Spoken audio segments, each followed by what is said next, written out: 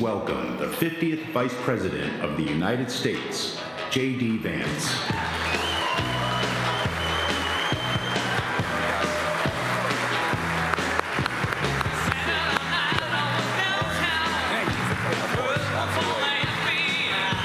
Thank you. Said. Thank you all. Welcome, Mr. Vice President. And I want to thank everybody here for taking this day to convene such extraordinary group of people, a really unprecedented caliber of people who are in this room today. And, you know, one of the great things about working for President Trump is that we've been able to recruit people like Chris Klump and Marty McCary and Jay Bhattacharya and Mehmet Oz and people at every level of the agency, many of them who are stepping away from billion-dollar companies and not looking for vision or power or security, because they see this as a generational opportunity to country and put us on that course. And a critical part of us achieving that goal is the partnership with private industry, with the entrepreneurs, the innovators who are trying to do this. And you come out of that, you have an extraordinary life. How do you see the parts of this partnership that we've been able to make with private industry? Yeah, well, first, Bobby, thanks. It's good to see you, and great to be with everybody.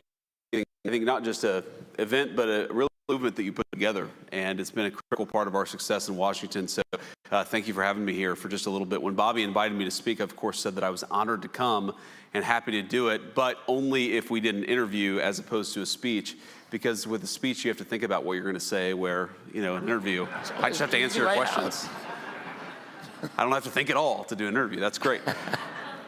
So one of the, just to answer that question, so obviously if you go back to like the MFN stuff, meaning most favored nation drug pricing, that really has happened because the president and Bobby and a number of members of the team have been actually working with the private industry to lower the cost of prescription drugs for American citizens.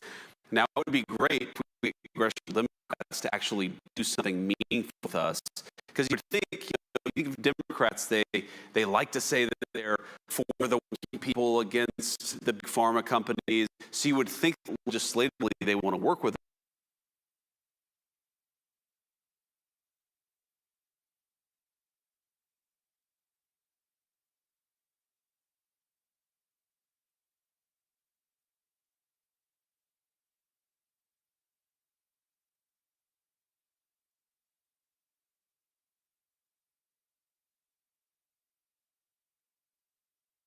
Is yes, a lot of them have a sort of private sector mindset.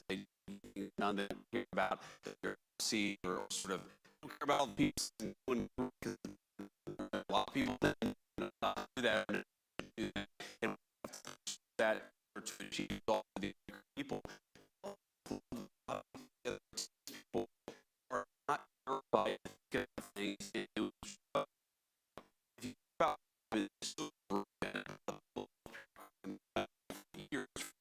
Generation is that people think in incredibly conventional ways, and if you bring them a non-conventional idea, their automatic assumption is no, we're not allowed to talk about that, much less fund something related to that. And I think it's maybe the most important thing of all the specific initiatives that you guys have worked on effectively. The most important thing is that your team is willing to ask questions that people in government haven't been asking in a long time. And if you think about how unhealthy the American population has gotten over the past 20 or 30 years, you're not going to fix that problem unless you have people at the table who are asking different questions than the ones that were asked 20 years ago. Yeah, I mean, that's one of the, thank you. One of the interesting things about working with this president is that, you know, we're coming into these bureaucracies that have constructed these orthodoxies, and it's just a series of very narrow Overton windows that Absolutely. you're not allowed to bring the conversation Yes. out of that, or you get destroyed. That's right. And now we're working for a president who just takes a bulldozer to Overton windows and does, that like shocks us every day. And then we go, okay, well. That's exactly right. That is a good summary. That's exactly right.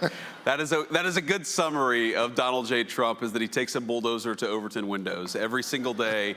But it had to happen. It just had to happen. And if you look at so many of the things that are happening on the public health side, I mean, one of the criticisms that Bobby will always get, and I always think it's such bullshit, excuse my language, I'm not sure if I'm allowed to say that. It's probably covering, I apologize to everybody who's watching live on Fox News. But hopefully they were able to bleep that out. But anyway, is sometimes there's this attack where people say, well, this or that conclusion is not supported by the science, or this or that conclusion is a conspiracy theory.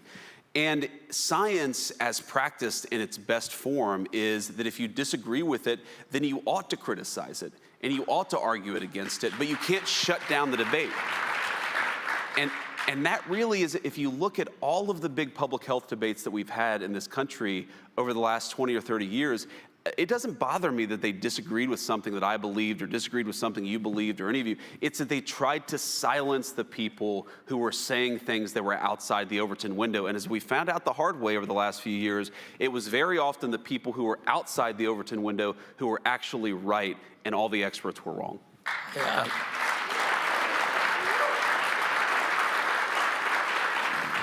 I had a conversation with Marty McCary the other day, and he reminded me that over the Royal Society, the building, the portal for the Royal Society in London, which is the oldest scientific society in the world and the most prestigious. Of course.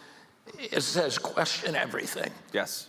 And that is, that's what science is. It's recognizing that convention is often wrong, and that the people who make advances on science, almost 100% of the times, are people who are willing to challenge orthodoxies and advance heterodoxies and talk about new ways of thinking. And that, these very ossified bureaucracies that now make up the so-called medical establishment are fortified against that kind of change. That's absolutely right. And I mean, to put a slightly different spin on it, a lot of the times the people who are discovering things interesting and new are a little weird, right? I mean, American society for a very long time had a willingness to accept unconventional, slightly odd people inside some of these industries, inside some of these bureaucracies. I mean, I've been reading a lot in the past couple of weeks about von Neumann, the Hungarian scientist who came to the United States and was very important in the Manhattan Project.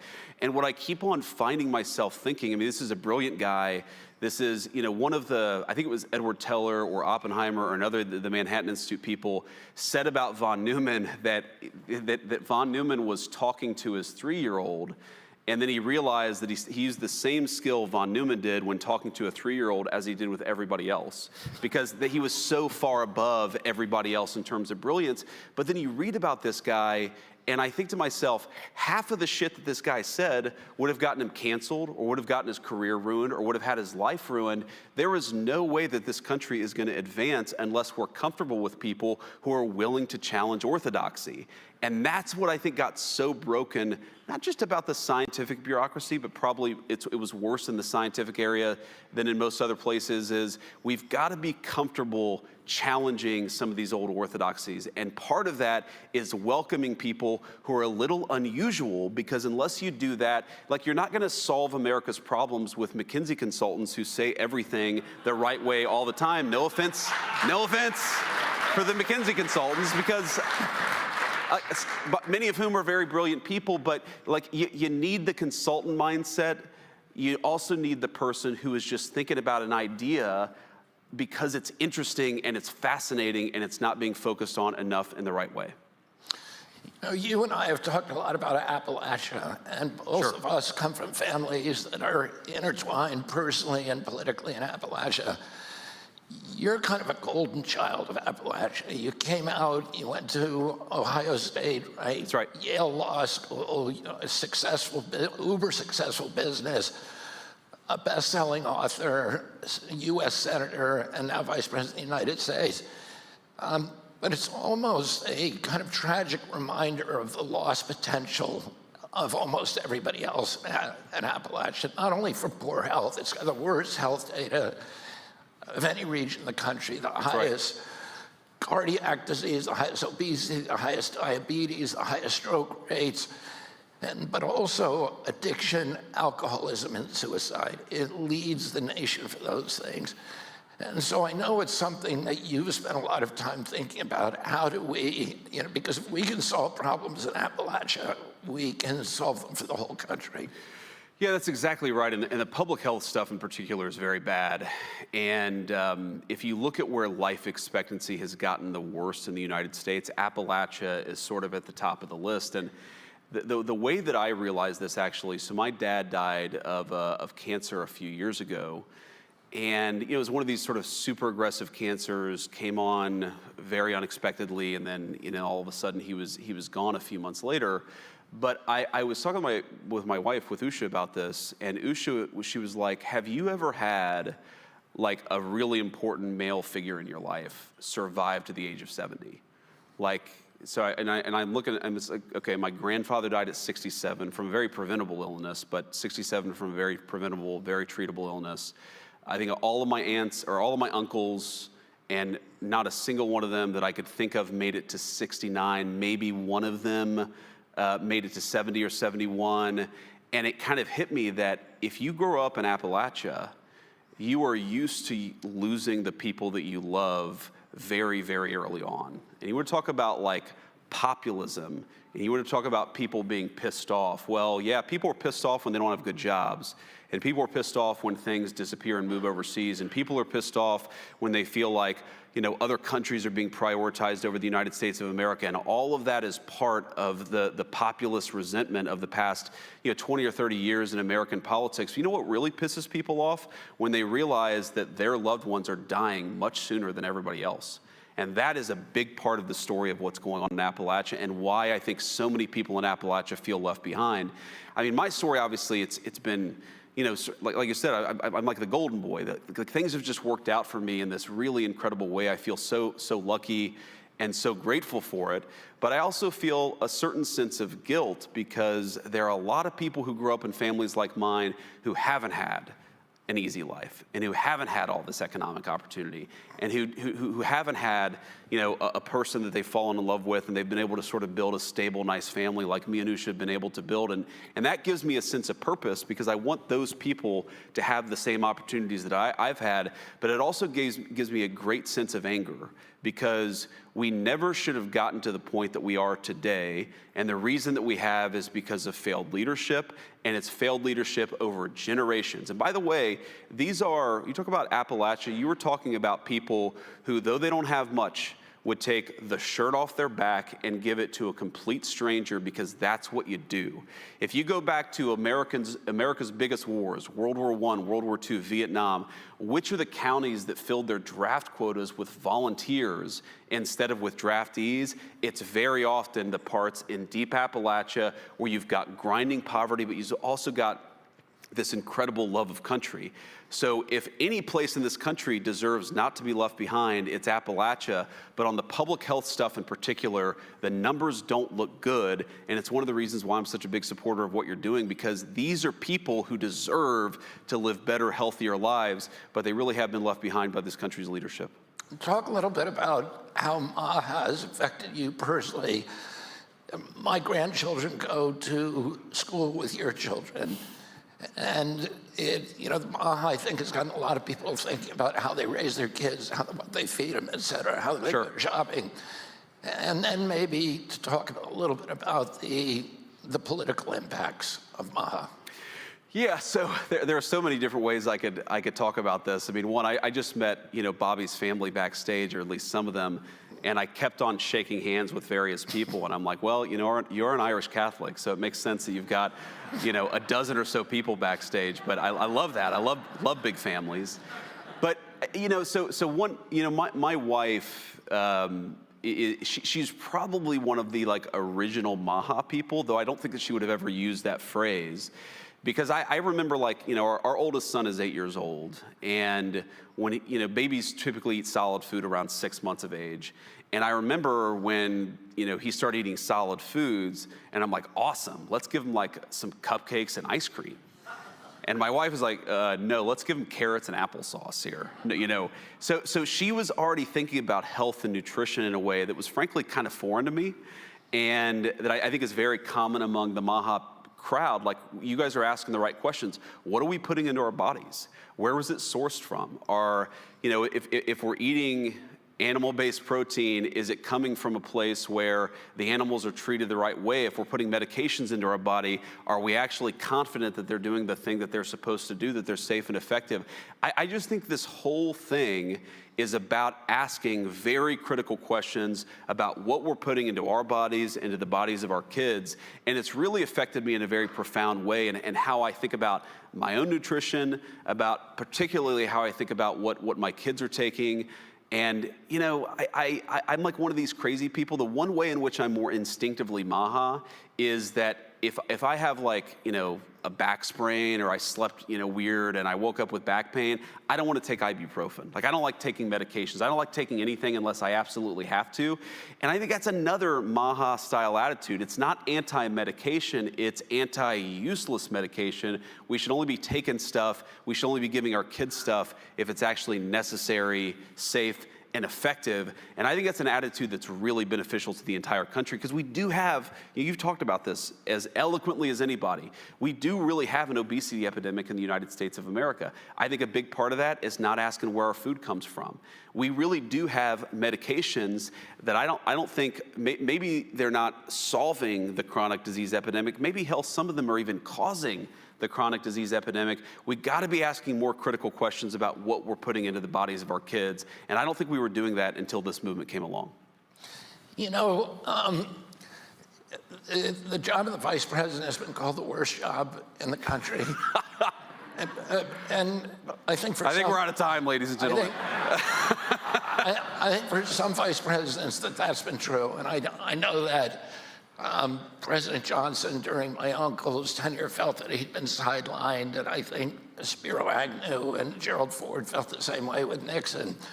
But then you had presidents like, you had Vice President like Dick Cheney, who seemed to be actually running the country, and then you had these, relationships with... Not very well, it turns out. Yeah, we agree on that.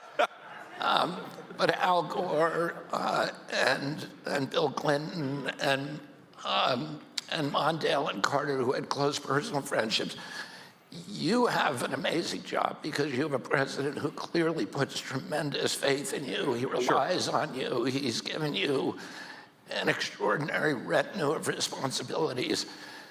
Talk a little bit about how your relationship with the president has evolved. Yeah, that's a great question. And it's clear to all of us in the cabinet how much affection that he has for you and how much he relies on your wisdom. Well, it's interesting. You're exactly right that the job of vice president is incredibly contingent on the president that you're serving under. And you could have a president who effectively just passes off big swaths of responsibility.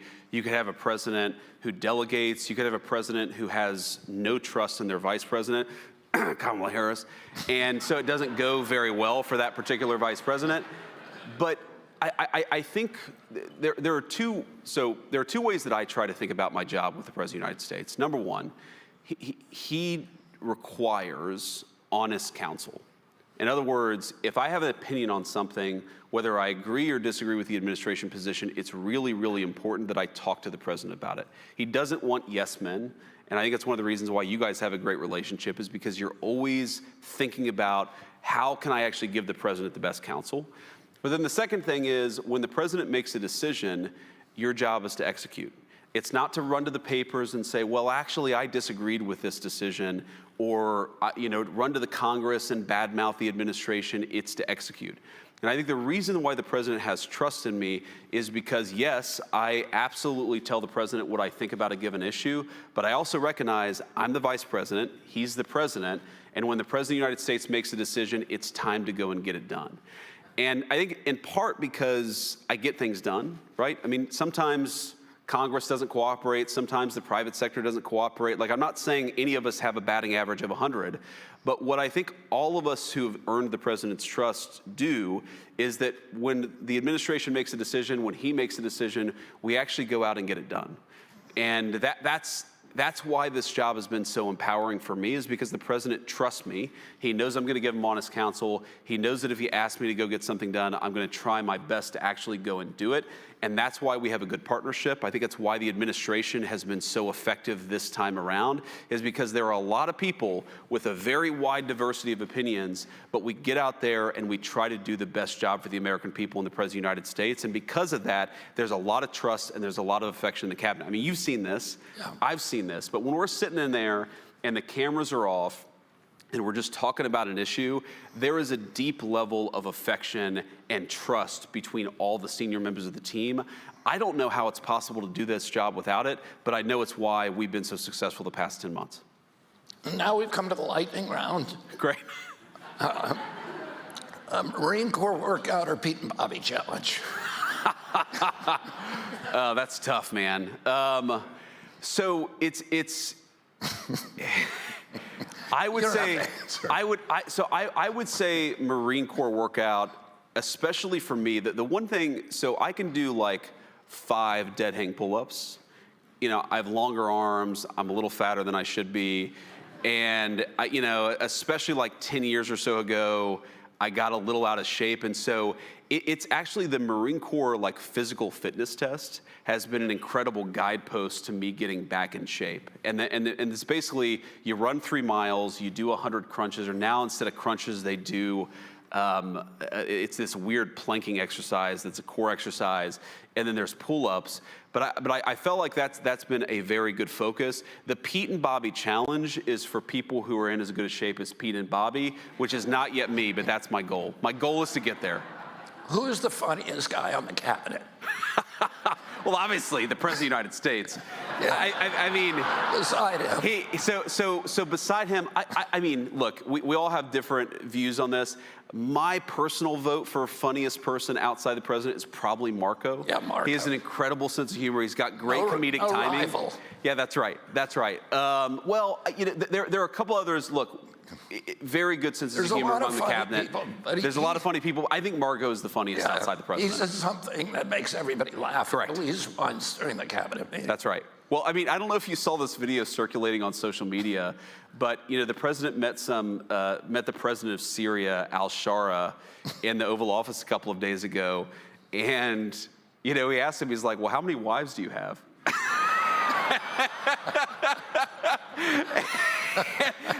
And it's just like, oh, what an amazing question. Amazing comedic timing.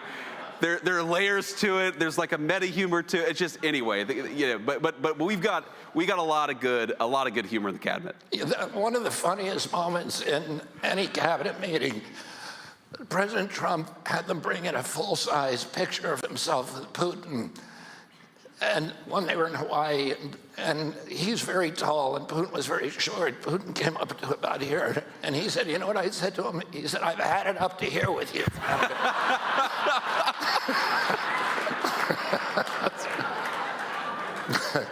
Okay. I remember that. There are 8 presidents from Ohio. How many can you name? Oh. This is unfair. That is a totally unfair question. I regret coming to this event based on that question. Okay. None of them, well, with one exception, none of them. Okay, so obviously U.S. Grant. Yeah. I have a particular affinity for him. Both of us have beards. Rutherford B. Hayes. Good. Was Cleveland, Ohio, or was he somebody else?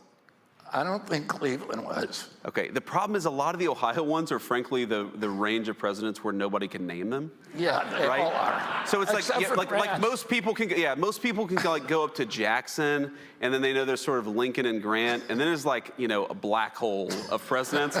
Those are the Ohio presidents. Please don't judge my home state, because it was just it was a different time in the country. So the answer is apparently 2.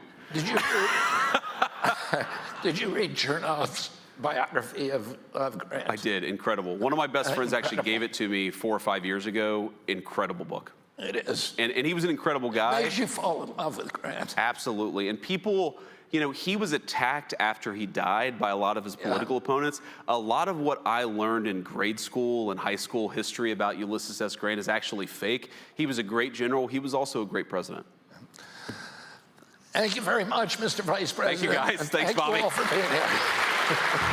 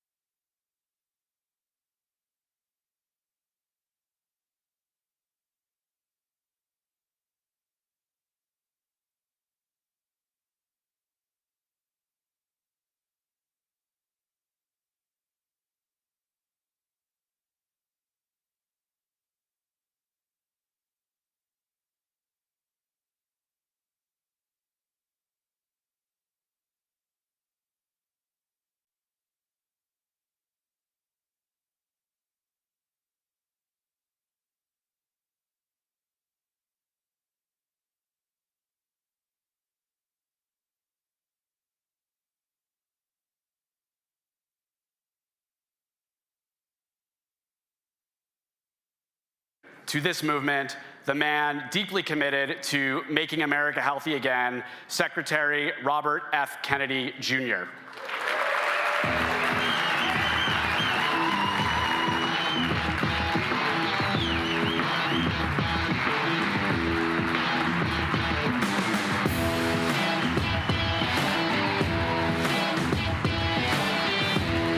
Thank you.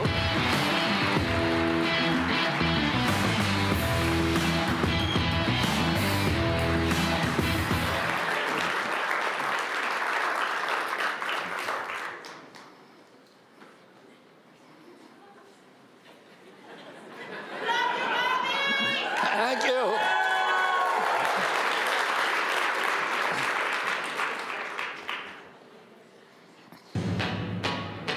Please welcome the 50th Vice President of the United States, J.D. Vance.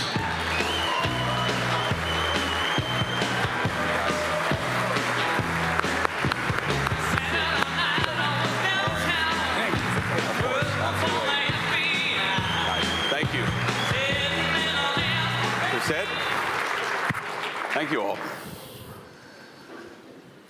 Welcome, Mr. Vice President.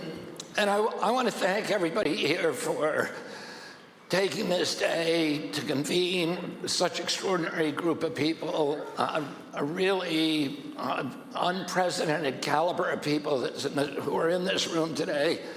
And, you know, one of the great things about working for President Trump is that we've been able to recruit people like Chris Klump and Marty McCary and Jay Bhattacharya and Mehmet Oz and people at every level of the agency, many of them who are stepping away from billion-dollar companies and not looking for vision or power or security, because they see this as a generational opportunity to country and put us on that course. And a critical part of us achieving that goal is the partnership with private industry, with the entrepreneurs, the innovators who are trying to do this. And you come out of that, you have an extraordinary life. How do you see it in the parts of this partnership that we've been able to make with private industry? Yeah, well, first, Bobby, thanks. It's good to see you, and great to be with everybody.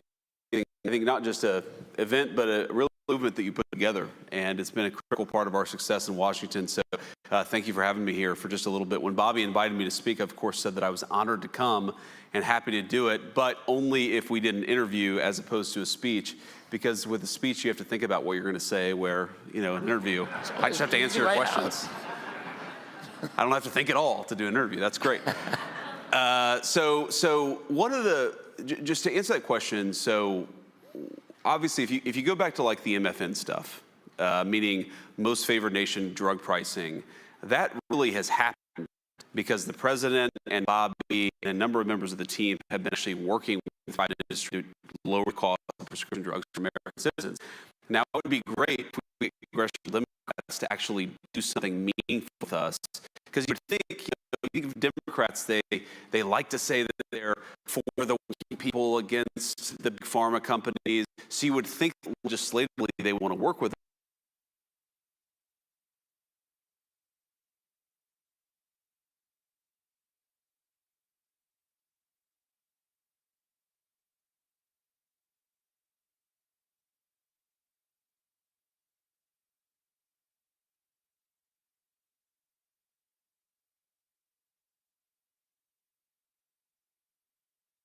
Is yes, a lot of them have a sort of private sector mindset.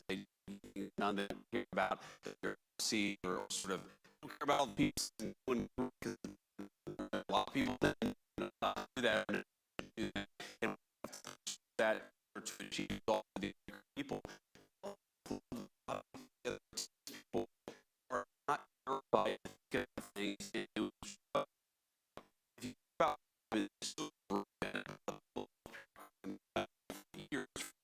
generation that people think in incredibly conventional ways, and if you bring them a non-conventional idea, their automatic assumption is, no, no, no, no, we're not allowed to talk about that, much less fund something related to that.